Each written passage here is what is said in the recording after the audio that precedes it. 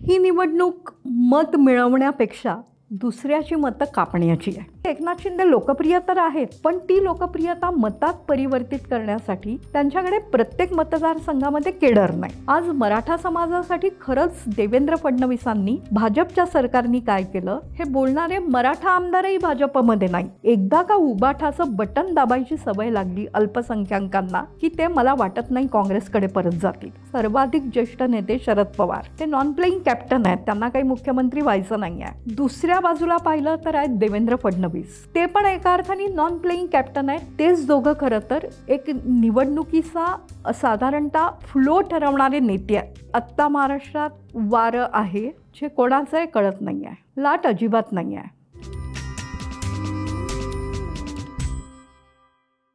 नमस्कार, मी विनायक पाचलक आणि थिंक बँकच्या बिहाइंड द सीन्समध्ये तुम्हा सगळ्यांचं पुन्हा एकदा स्वागत. ज्याची चर्चा गेले कित्येक वर्ष ॲक्च्युली चालू आहे अशी येऊ घातलेली महाराष्ट्राची विधानसभा निवडणूक, त्याचं बिगुल वाजलेलं आहे. आणि 20 नोव्हेंबरला मतपेटीमध्ये कोण होणार पुढचा मुख्यमंत्री, महाराष्ट्राची दिशा काय ठरणार, राजकीय स्थैर्य येणार का अधिक ऐश्वर्याकडे जाणार, या सगळ्या मुद्द्यांचा सोक्षमोक्ष महाराष्ट्रातली जनता लावणार आहे. त्यामुळे येणाऱ्या महिन्याभरात आपण सातत्यानं त्या सगळ्याविषयी चर्चा करत राहणार आहोत. आणि आज त्यातलीच महत्त्वाची चर्चा पुन्हा एकदा आपल्याबरोबर आहे ज्येष्ठ राजकीय विश्लेषक, पत्रकार, दैनिक सकाळच्या मृणालिनी नानिवडेकर मॅडम स्वागत आहे पुन्हा एकदा थिंक बँकवर. आणि प्रश्न स्वाभाविकपणे हाच आहे, बिगुल वाजला आहे. 6 प्रमुख पक्ष, 6 मनातले मुख्यमंत्रीपदाचे दावेदार, 7-8 छोट्या छोट्या आघाड्या, राज ठाकरेंचे होर्डिंग लागलेत, संभाजीराजेंचे होर्डिंग लागलेत. काय घडेल? ही निवडणूक मत मिळवण्यापेक्षा दुसऱ्याची मतं कापण्याची आहे.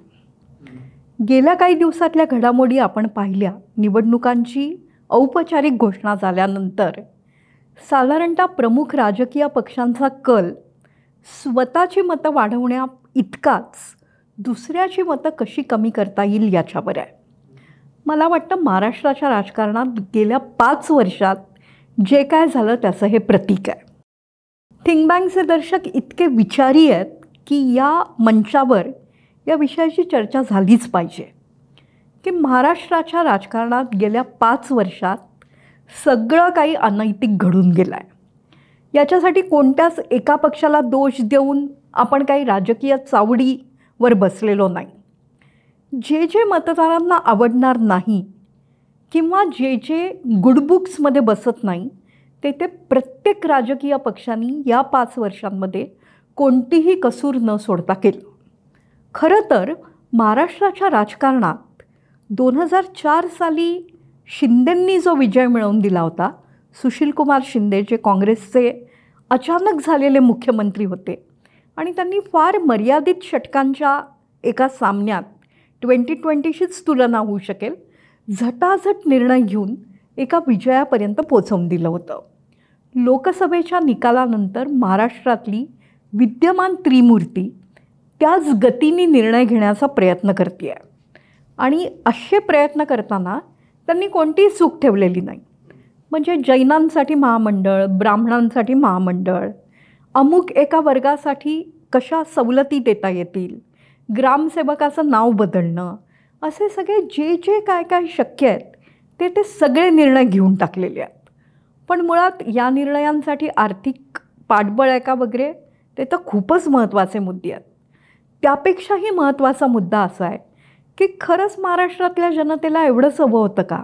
म्हणजे महाराष्ट्रातली जनता ही पिगमी आहे, महाराष्ट्रातली जनता ही बोन्सॉय झालेली आहे आणि त्यांच्यासाठी आपण करू ते सगळं दिला डोस की लोकांनी तो स्वीकारला, अशा मानसिकतेत राजकारणांनी सगळ्यांना हाकारायचा प्रयत्न केला जो महाराष्ट्राची प्रतिमा, महाराष्ट्राची उंची, महाराष्ट्राची प्रगल्भता कमी करणारा होता. कोणत्या तरी एका युतीला मतदान होतं आहे आणि एक प्रो इन्कम्बन्सीचा चेहरा घेऊन 2019मध्ये राजकारणी मतदारांसमोर जात आहेत.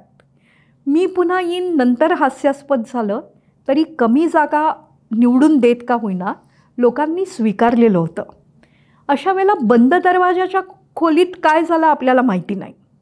पण त्यानंतर उद्धव ठाकरे यांनी अत्यंत यशस्वीरित्या त्या काळी लोकप्रिय असलेल्या मोदींना आव्हान दिलं. एक नवी आघाडी महाराष्ट्रात तयार झाली.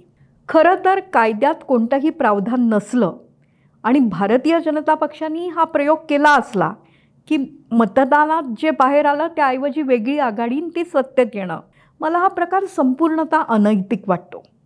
की मी अमुक एका विशिष्ट गोष्टीसाठी मतदान करत असेन तर त्याचा उलटफेर करत एक वेगळीच यंत्रणा आणि सत्ता अस्तित्वात येणं हे मतदारांना मान्य असतं का?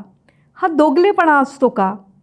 पण याच निर्णयाचा मागोवा घेत मध्ये काय झालं याविषयी आपण वारंवार बोललोत, कदाचित नंतरही बोलू. याचा जेव्हा प्रत्यक्ष मतदानातून उत्तर देण्याचा प्रसंग आला त्यावेळेला मतदारांनी देखील भाजपला नाकारून महाविकास आघाडीला जे उत्तर दिलं, लोकसभेमध्ये पहिली सार्वत्रिक निवडणूक होती, त्यामुळे खरंच लोकांना हा प्रयोग आवडला होता का काय, किंवा ही अपरिहार्यता होती का, असं एक वायडर स्टेटमेंट करता येऊ शकतं. या वायडर स्टेटमेंटलाही अनेक सब कॉजेस आहेत की कुठेतरी नरेटिव्हचा विचार योग्य रीतीने मांडला गेला नाही, एक भयगंड निर्माण झाला, देशाच्या पंतप्रधानपदांनी एका विशिष्ट समुदायावर लक्ष करून केल्यासारखी भाषणं केली, त्याचा परिणाम कदाचित झाला. पण पुन्हा एकदा हे बिहारमध्ये चालेल, हे उत्तर प्रदेशमध्ये चालेल, हे मध्य प्रदेशमध्ये चालेल, पण हे महाराष्ट्रात चालेल का? एकट्या नरेंद्र मोदी आणि त्यांच्या चमूला दोष देऊन चालणार नाही. ज्या प्रकारे जातीयवाद महाराष्ट्रात मांडला गेला त्यामुळे मला असं वाटतं की महाराष्ट्राने पुन्हा एकदा स्वतःला पाहून, मर्ढेकरांनी सांगितलंच आहे की पुन्हा एकदा पाहू आपण, त्या आशयाने जर पाहिलं तर महाराष्ट्राने आता घोषित करून टाकावं की आम्ही जो पुरोगामित्वाचा टेंबा मिरवतो आहोत तसे आम्ही नाही आहोत. विदिन द स्किन किंवा आतमध्ये तुम्हाला जर तुमची जात, तुमच्या समूहाच्या प्रेरणा, तुमच्या जातीला, समूहाला, वर्गाला त्या त्या पॉलिटिकल सिस्टीममध्ये काय मिळतं आहे याचे हिशोब मांडावे लागत असतील तर ते महाराष्ट्राचं दुर्दैव आहे. त्यामुळे आपण जे मतदानाला सामोरं जातो, 2019ची परिस्थिती, 2024चे लोकसभांचे निकाल, प्रचंड मोठी तफावत आहे. या तफावतीची खरी कारणं काय आहेत हे समाजशास्त्रीय अंगाने तपासावंच लागेल.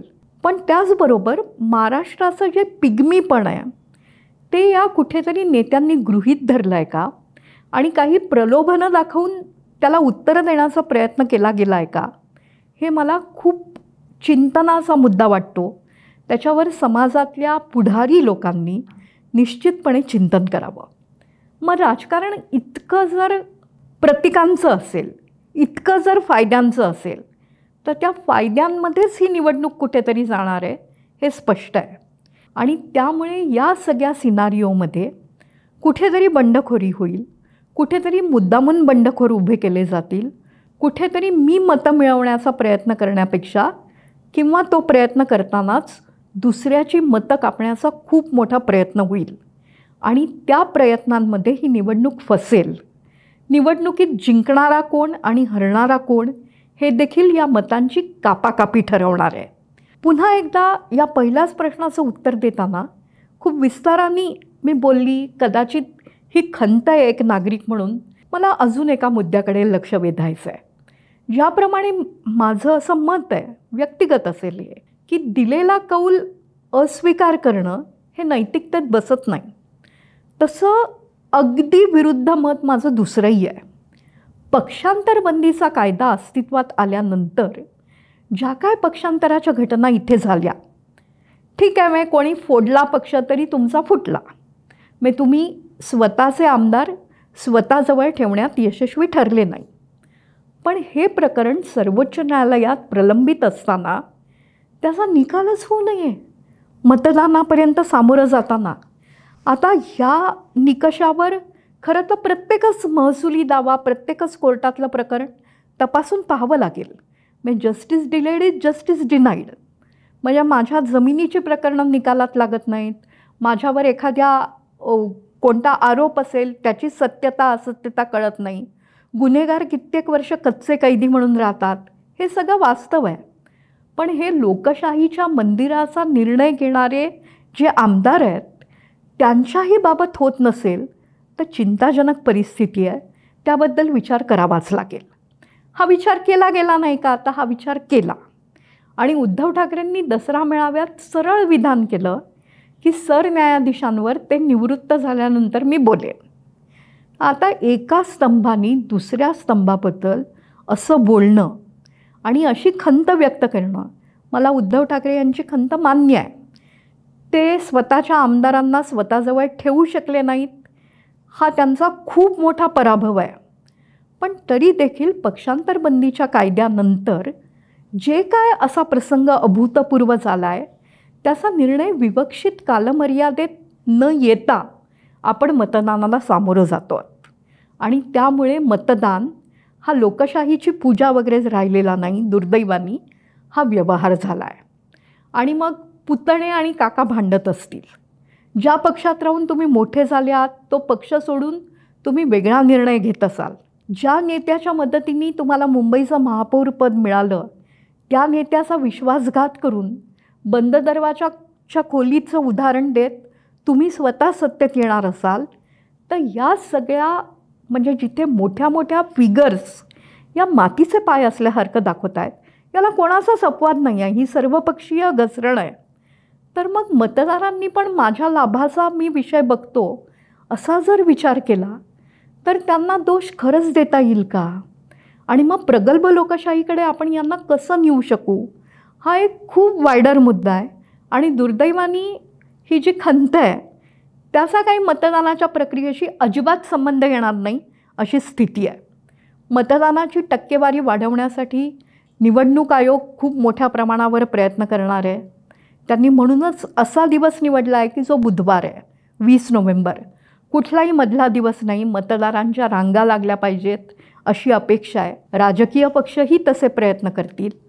पण महाराष्ट्राचा जो लौकिक होता, म्हणजे जो महाराष्ट्र देशाचं रक्षण करतो असं आपण बोलत होतो, त्या कणखर देशाची राज्याची खरं तर प्रतिमा काय असेल आणि त्यातून निवडणुकीचा कौल आपण दिला पाहिजे का याकडे लक्ष देण्याची ही वेळ आहे. याच निकषावर मतदान झालं तर मला असं वाटतं एकाच पक्षाला म्हणजे एकाच युतीला किंवा एकाच आघाडीला स्पष्ट बहुमत मिळू शकेल. तसं होताना आज तरी दिसत नाही. आज आपण बोलतो तेव्हा कोणाचीच उमेदवार यादी घोषित झालेली नाही. वंचित बहुजन विकासच्या प्रकाश आंबेडकरांनी फक्त बहुतांश नावं घोषित केली आहे. राज ठाकरेंच्या महाराष्ट्र नवनिर्माण सेनेने केली आहे. या 6 पक्षांपैकी कोणीही स्वतःचे उमेदवार अद्याप घोषित केलेले नाहीत. त्यामुळे ते उमेदवार काय असतील, त्यांचं कॅरेक्टर काय असेल, जातीच्या उतरंडीत ते कुठे बसतील यावर नंतरच्या काळात बोलावं लागणार आहे. पण हे सगळे विषय या महाराष्ट्रात अतिशय महत्त्वाचे होतील आणि हरियाणाच्या तुलनेत आपण महाराष्ट्राचं ॲनालिसिस जर करू शकत असू किंवा करावा लागत असेल तर ती सगळ्या महाराष्ट्रांनी जरा थपकून स्वतःकडे पुन्हा डोळ्यावरचा चष्मा काढून पाहायची वेळ आली आहे. अशा वेळेला असं आव्हान करणारे कोणीतरी समाजाचे पुढारी हवे असतात, पुढारपण असलेले कोणीतरी असतात. तसं आज कोणीच दिसत नाही आहे. त्यामुळे आजची निवडणूक ही नेहमीची निवडणूक तर आहेच, ती अत्यंत स्पर्धात्मक आहे, पण ती महाराष्ट्राच्या गमावलेल्या मान सन्मानाची निवडणूक आहे. पानिपतात काय झालं असेल हा वेगळा विषय आहे. तुमची आमची गेली पत वगैरे आपण म्हणतो. आज महाराष्ट्राच्या राजकारणात जो काय खेला झालेला आहे तो खेला अत्यंत चिंताजनक असताना मतदार निवडणुकीला सामोरं जात आहेत. ते भान मतदानात पाळलं जाणार आहे का आणि त्या आशयानी निवडणुकीकडे बघावं लागणार आहे का, हा माझ्या मते आत्ताचा खूप महत्त्वाचा मुद्दा आहे. बाकी सगळे मुद्दे छोटे आहेत. या ॲकॅडमिक मुद्द्यावर लोकांना चर्चा केलेली आवडेल का, कितपत कन्सर्नचा विषय आहे, हे देखील आजचे प्रश्न आहेत. पण थिंक बँकच्या मंचावर मला असं वाटतं या विषयाचं एक व्यापक चिंतन आपल्याला निश्चित करायची संधी मिळेल. त्या संधीचा लाभ घेऊनच मी हे जे काय रुदन आहे एका पत्रकाराचं, म्हणजे मला या 5 वर्षांमध्ये दिगू टिप्पणीस मोमेंट्स इतक्या आलेल्या आहेत की ते कुठेतरी शेअर करण्यासाठी कदाचित मी हे उद्वेगानं इतकं सगळं बोलते आहे.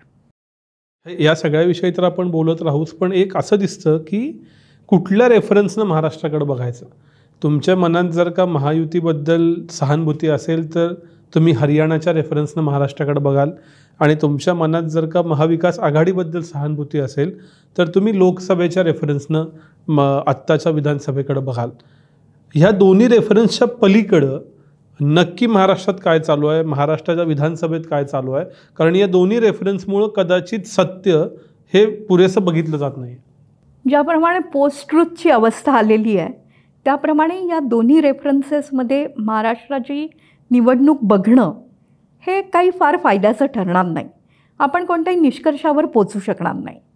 मला आवडलेलं सत्य म्हणजे सूर्य कुठून मी बघायचा याच्यावर अवलंबून असू शकणार नाही. त्यामुळे खऱ्या बॅटलफील्डकडे जर आपण गेलो तर मला असं वाटतं जनतेला सर्वात मोठा प्रश्न रोजगाराचा आहे.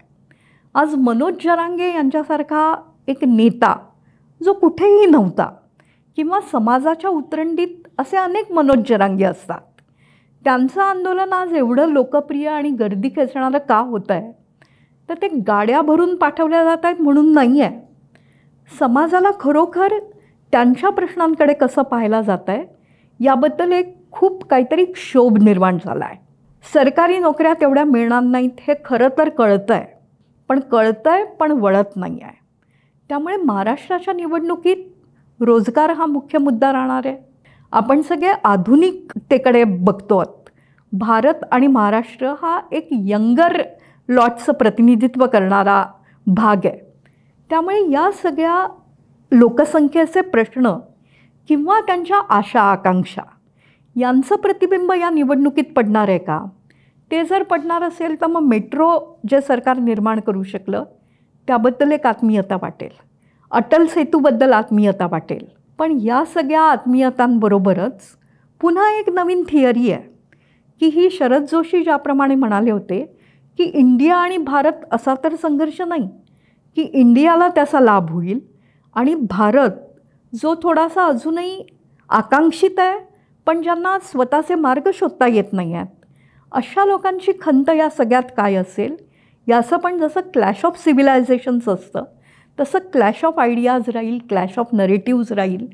या वर्गाला जो कोण उत्तमरित्या ओळखू शकेल आणि जो या दोघांमधला समतोल साधून कॉम्बिनेशन साकारू शकेल तो पक्ष किंवा ती आघाडी जिंकण्याच्या शक्यता जास्त वाढतील.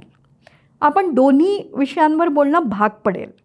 हरियाणामध्ये एक कोएलिशन करायचा प्रयत्न केला भारतीय जनता पक्षाने, जिथे अत्यंत डॉमिनंट कास्ट तुमच्याबरोबर नसते, म्हणजे जाट हे भारतीय जनता पक्षाबरोबर नव्हते, म्हणून भारतीय जनता पक्षाने तिथे जाटेतर लोकांना एकत्र आणण्याचा प्रयत्न केला.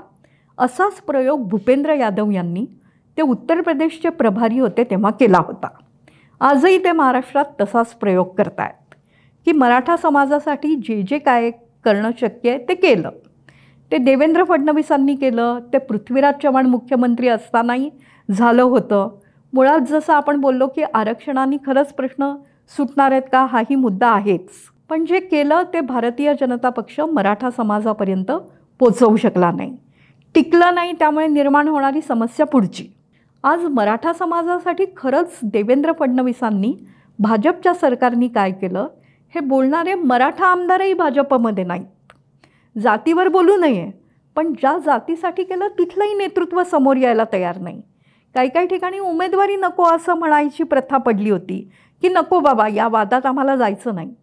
बीडसारख्या ज्या लोकसभेच्या जागा होत्या त्या केवळ मराठा आणि OBC या मुद्द्यावर परस्परांची लढत राहिल्या.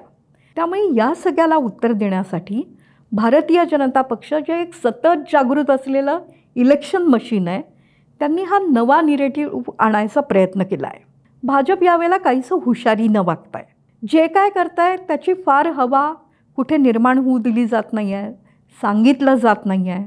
ज्याप्रमाणे निर्भय बनो हे आंदोलन फार मोठ्या प्रमाणात सामाजिक शक्तींनी राबवलं, त्यांचा तो अधिकार आहे लोकशाही व्यवस्थेत, त्याला उत्तर देण्यासाठी सजग बनोसारखी एक छोटीशी चळवळ भारतीय जनता पक्षाचा वैचारिक आधार असलेल्या उजव्या परिवारांनी सुरू केलेली आहे. ही चळवळ काय सांगते तर ही चळवळ सांगते आहे की नरेटिव्ह चुकीचं दिलं गेलं, आम्हाला आरक्षण बदलायचं नाही, दलितांना आमच्यात मनापासून जागा आहे, या सगळ्यांचा विकास करणं ही आमची जबाबदारी आहे. ही एक सबगोलंकारी भाजपनी तयार केलेली अमरेला आहे. तोच हरियाणाचा प्रयोग आहे. आता आपण दुसऱ्या बाजूला जाऊ, जे तुम्ही म्हणालात की लोकसभेच्या आधाराने विवेचन करणं. तर मला स्वतःला त्याच आधारात असं वाटतं आहे की हरियाणातही लढाई फोटो फिनिशची होती. काँग्रेसचं फार मोठं नुकसान झालं आहे हरियाणात असं अजिबात नाही. भाजपचं कौतुक काय आहे की जिथे पूर्णपणे अँटी इन्कम्बन्सी होती, जिथे खट्टर यांच्यासारखा अजिबात लोकप्रिय नसलेला मुख्यमंत्री होता, तिथे सैनी यांना अचानक समोर करून ती अँटी इन्कम्बन्सी भाजपने पार केली. पण काँग्रेसनी काही जागा, केवळ 16 जागा 1 ते 2% हिशोबाने गमावलेल्या आहेत. त्यामुळे हरियाणाचं बॅटलफील्ड हे लोकसभेनंतर फार बदललेलं चित्र आहे असं अजिबात दाखवणारं नाही आहे. शिवाय लोकसभेचे जे कॅरी ओव्हरचे इफेक्ट्स होते की अल्पसंख्याक दूर गेले का, दलित दूर गेले का, त्यावरही विचार करणं फार आवश्यक आहे. मगाशी मी जे म्हटलं की मतं फोडण्याचे प्रयत्न मोठ्या प्रमाणात होतील. त्यामुळे असं वाटतं की मुस्लिम समाजाला चालणारे MIM सारखे छोटे गट, बच्चू कडू यांची आघाडी, महादेव जानकर यांनी वेगळी भूमिका घेत स्वतंत्र लढणं, असे काही छोटे प्रयोग हेतुपुरस्सररित्या होत आहेत का, याकडे पण या निवडणुकीच्या निकालांचं किंबहुना मतदानाचं विश्लेषण करताना पाहावं लागेल. 2 वेगवेगळ्या ध्रुवांच्या मध्ये लढली जाणारी ही लढाई आहे. यावेळेला झालं असं आहे की प्रत्येक पक्ष अत्यंत सजग आहे. कोणालाही चुका करायच्या नाही आहेत, कारण काही जणांच्यातही अस्तित्वाची लढाई आहे. महाराष्ट्राचे 2 नेते आपण धरू. त्यातले एक आहेत अर्थातच सर्वाधिक ज्येष्ठ नेते शरद पवार, जे या निवडणुकीत अधिकाधिक चांगले लोक आपल्याकडे कसे येतील याचा प्रयत्न करत आहेत. ते नॉन प्लेईंग कॅप्टन आहेत, त्यांना काही मुख्यमंत्री व्हायचं नाही आहे. दुसऱ्या बाजूला पाहिलं तर आहेत देवेंद्र फडणवीस, ज्यांच्यावर नियतीने अन्याय केला म्हणता येईल, ज्यांना स्वतःची बाजू नीट मांडता आली नाही, त्यामुळे थोडेसे ते स्वतःही अपयशी झाले असंही म्हणता येईल. ते पण एका अर्थाने नॉन प्लेईंग कॅप्टन आहेत, कारण एकनाथ शिंदे मुख्यमंत्री झाल्यावर त्यांची लोकप्रियता खूप मोठ्या प्रमाणात वाढते आहे. मग जर 2 नॉन प्लेईंग कॅप्टन्स आहेत तर त्यांच्या नेतृत्वातल्या आघाड्या आणि युत्या कशा पुढे जातील हा मुद्दा आहे. दुसरं असं आहे की एकनाथ शिंदे लोकप्रिय तर आहेत, पण ती लोकप्रियता मतात परिवर्तित करण्यासाठी त्यांच्याकडे प्रत्येक मतदारसंघामध्ये केडर नाही. ती केडर जर भाजपनी त्यांना दिली किंवा भाजप मनापासून त्या लढाईत उतरली, साधारणतः असा अनुभव आहे की भाजप मनापासून त्या लढाईत उतरतात. अजितदादा पवार पक्षात आल्याचं कोणालाही आवडलं नाही, पण खडकवासलामध्ये सुनेत्रा पवारांना सर्वाधिक मतं मिळाली. तीच त्यांची लीड होती खरं तर बाहेरची. त्यामुळे भाजपचा कार्यकर्ता जे काय झालं होतं 5 वर्षांपूर्वी त्याला उत्तर देण्यासाठी मैदानात उतरला तर शिंदे यांना आपोआप फायदा होईल. दुसऱ्या बाजूला शरद पवार जे या निवडणुकीचे सूत्रधार आहेत, जे मवियाचे पण सूत्रधार होते, त्यांनी शक्ती ओतल्यावर त्याचा आपोआप फायदा काँग्रेसलाही होऊ शकेल. त्यामुळे नॉनस्टेट ॲक्टर्स वगैरे आपण म्हणतो तसं कुठल्या तरी 2 नॉन प्लेईंग कॅन्डिडेट्स की ज्यांची नावं अजून घोषित झालेली नाहीत, एकाचं होणारच नाही. एक फडणवीस खरोखर सत्तेचे निकाल वेगळे लागले तर मुख्यमंत्रीपदाच्या स्पर्धेत अर्थातच श्रेष्ठींना विचारून उतरतात का ते बघणं नंतरचा भाग राहील. या दोघांच्या आधाराने निवडणूक कुठेतरी हालचाल करते आहे. तेच दोघं खरं तर एक निवडणुकीचा साधारणतः फ्लो ठरवणारे नेते आहेत. पण दुसरीकडे एकनाथ शिंदेंसारखे चेहरा असलेले लोक समोर आले आहेत. जो चेहरा नव्हता आत्तापर्यंत तो अचानक चेहरा झाला आहे. उद्धव ठाकरेचे आत्तापर्यंत एक सहानुभूतीचा चेहरा होते, त्यांना अल्पसंख्याकांची मतं खरंच काँग्रेस मिळू देणार आहे का? एकदा का उबाठाचं बटन दाबायची सवय लागली अल्पसंख्याकांना की ते मला वाटत नाही काँग्रेसकडे परत जातील. काँग्रेससाठी पण ही लढाई नरेटिव्हची आहे. महाराष्ट्रातल्या जागा फक्त 48च आहेत असं नाही, तोही आकडा फार मोठा आहे उत्तर प्रदेशाखालोखालचा. मुंबई ज्या महाराष्ट्रात आहे त्या महाराष्ट्रातले निकाल हे लोकांना मोदी हवे आहेत का मोदींची लोकप्रियता घसरलेली आहे आणि राहुल गांधींकडे पर्याय म्हणून पाहिलं जात आहे हे ठरवणारी आहे. त्यामुळे या सगळ्या खेळामध्ये भारतीय जनता पक्ष किंवा काँग्रेस यापैकी जो पक्ष 90 जागांवर पोचेल त्याची सत्ता येऊ शकेल. आत्तापर्यंत आपण म्हणायचो की याचं वारं आहे त्याचं वारं आहे, असं आज म्हणणं कठीण जात आहे. हीच मुलाखत आपण 8 दिवसांपूर्वी केली असती, 10 दिवसांपूर्वी केली असती तर आपण म्हटलं असतं की या काट्याच्या टक्करमध्ये ॲडव्हान्टेज MV आहे. आज 8 दिवसांनी निर्णयांची आतषबाजी, हरियाणानी वाढलेलं कार्यकर्त्यांचं मनोबल आणि त्याच वेळेला काँग्रेसमध्ये आलेली काहीशी लिथार्जी, यामुळे मी असं म्हणते आहे की आजची जी काट्याची लढत आहे ती ॲडव्हान्टेज महायुती आहे. कदाचित उमेदवार घोषित झाल्यानंतर पुन्हा माझं मत बदलावं लागेल. त्यामुळे हा जो लंबक आहे निवडून येण्याचा तो फार बदलतो आहे. खरं तर अशी निवडणूक खूप इंटरेस्टिंग असते. अशा वेळेला सर्व शक्तीनिशी त्यात लढावं लागतं, उतरावं लागतं, विजयाची समीकरणं ठरवावी लागतात, दुसऱ्याच्या पराभवाची गमकं शोधून ती कार्यान्वित करावी लागतात. ते सगळं होताना पुन्हा एकदा प्रश्न तोच आहे की हे सगळं मतदारांना आवडतं आहे का, यात मतदारांचा फायदा कुठे आहे. आणि तुम्ही जो प्रश्न विचारला त्या प्रश्नाचं खरं उत्तर असं आहे की 2047 साली महाराष्ट्र कुठे राहणार आहे याचं उत्तर या चौकटीत कोणी देऊ पाहत आहे का. म्हणजे जलयुक्त शिवारसारखी योजना असेल ती प्रत्यक्षात आली नाही, अनेक कारणं त्यामागे ठरली. तीच योजना पृथ्वीराज चव्हाणांनी वेगळ्या प्रकारे राबवली होती. त्या योजनेचं काय झालं हा चर्चेचा विषय आहे का. आज नदी जोड प्रकल्प मोठ्या प्रमाणात राबवले जात आहेत. त्यामुळे होणारं सिंचन, समृद्धी महामार्गांमुळे निर्माण झालेली कनेक्टिव्हिटी, हे सगळे निवडणुकीचे प्रश्न आपणही माध्यमकर्मी चर्चेत तरी आणू शकतो आहोत का, की पुन्हा जातीय समीकरणांच्या सबक्लॉजमध्ये आपण अडकतो, हे पण बघणं खूप महत्त्वाचं ठरणार आहे. प्रत्येक निवडणूक ही अर्थातच भविष्यासाठीची असते. महाराष्ट्रात $1 ट्रिलियन इकॉनॉमीचं स्वप्न दाखवलं जात आहे आणि अर्थकारणात ठीक आहे, म्हणजे जे काय सध्याची आर्थिक स्थिती आहे ती चिंताजनक नाही असं आपण मान्य करू. पण महिलांना अशा प्रकारे मदत करणं, महिलांचं आर्थिक स्थैर्य वाढवणं, त्याची क्रयशक्तीत त्याचं रूपांतर होणं, पैसा सर्क्युलेट झाला की तो आपोआप काहीतरी वेगळ्या विकास कामांच्या निमित्ताने का होईना पण फिरू लागतो. ते सगळं अर्थकारणावर किती ताण आणणारं तर आहेच.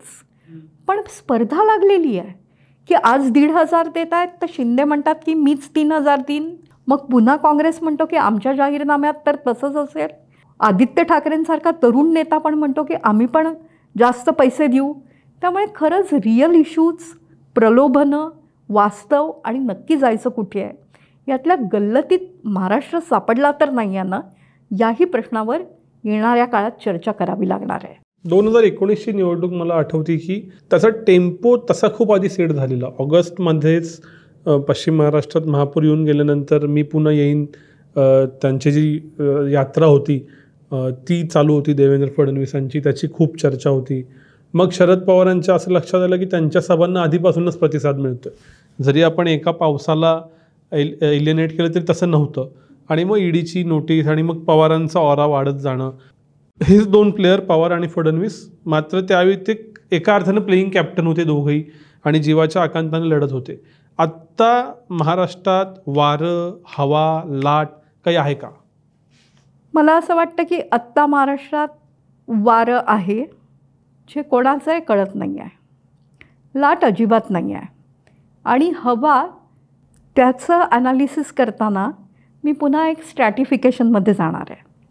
उच्च मध्यमवर्गीय आणि विचारी लोक, आर्थिक गणित नको लावूया, यांच्यात जी आहे ती राजकारणाच्या कंप्लीट नकारात्मकतेची आहे. की हे राजकारण चुलीत गेलं, या राजकारणाने वाटोळं केलं, या राजकारणाशी आपलं देणं घेणं नाही असं मानणारा एक वर्ग आहे. दुसरा वर्ग लाभार्थ्यांचा आहे. त्यांना असं वाटतं आहे की स्पर्धात्मकतेत आपल्याला बरंच काही मिळू शकतं आहे. त्यामुळे लाटा वेगवेगळ्या आहेत आणि त्या लाटा एकमेकांना ॲडजस्ट कशा करणार यापेक्षाही त्या सगळ्या लाटा आपल्याकडे खेचणारा कोणी प्लॅन तयार करू शकतो आहे का. गेल्या वेळेला पण मी पुन्हा येईन, जागा कमी झाल्या, सत्ता आली होती हे तर मीच म्हटलं, पण तिथे कुठेतरी एक नकारात्मकता वाढती आहे आणि एक अंडरकरंट आहे थोडासा. हे कदाचित भारतीय जनता पक्षाच्या लक्षात न आल्यामुळे अमित शहांनी ईडीची नोटीस दिली, अमित शहांनी तिकीट वाटपामध्ये काही वेगवेगळे निर्णय घेतले म्हणजे आज जे प्रदेशाध्यक्ष आहेत चंद्रशेखर बावनकुळे, जे आज तिकीट वाटप करणार आहेत, त्यांचं तिकीटच नाकारलं गेलं होतं. इतके वेगवेगळे प्रयोग केले गेले, कारण एक लाट आहे, सुनामी आहे, अशा पद्धतीचं एक आकलन झालं. तशी कोणतीही स्थिती आज अजिबात नाही. पण त्याच वेळेला समजा जर एखादा अंडरकरंटच असेल की जे झालं ते आम्हाला अजिबात मान्य नाही, तर ती लाट, ते वारं, ती हवा आपल्याला अजून लक्षात येत नाही आहे. दुसरं कसं झालेलं आहे की पाठोपाठ होणाऱ्या निवडणुकांमध्ये निकाल स्पष्ट असतात. 2014 साली जेव्हा लोकसभेचे निकाल लागले तेव्हाच महाराष्ट्रातल्या निकालांचं स्क्रिप्ट लिहिलं गेलं. औपचारिक घोषणा बाकी होती असं काँग्रेसचे लोकही सांगायचे की आम्ही लढण्यासाठी लढलो. आज महाराष्ट्रात जरी पतन झालं असलं जागा वाटपात महायुतीचं लोकसभेत, तरी मोदी पंतप्रधान झालेले आहेत. त्यामुळे कुठेतरी महाराष्ट्राचा मूड वेगळा होता. तो महाराष्ट्राचा मूड पुन्हा सेट झाला आहे का आणि तो नर्मदेच्या पलीकडच्या मूडबरोबर गेलेला आहे का, हे देखील यावेळेला बघावं लागणार आहे. पण आपण जर लोकांमध्ये फिरलो तर लोक अजूनही सायलेंट आहेत या विषयात. पहिली प्रतिक्रिया, आम्हाला हे अजिबात आवडलं नाही, आम्हाला याचं काही हे नाही. आणि यात बोलणारा एकच वर्ग आहे, तो महिलांचा वर्ग आहे.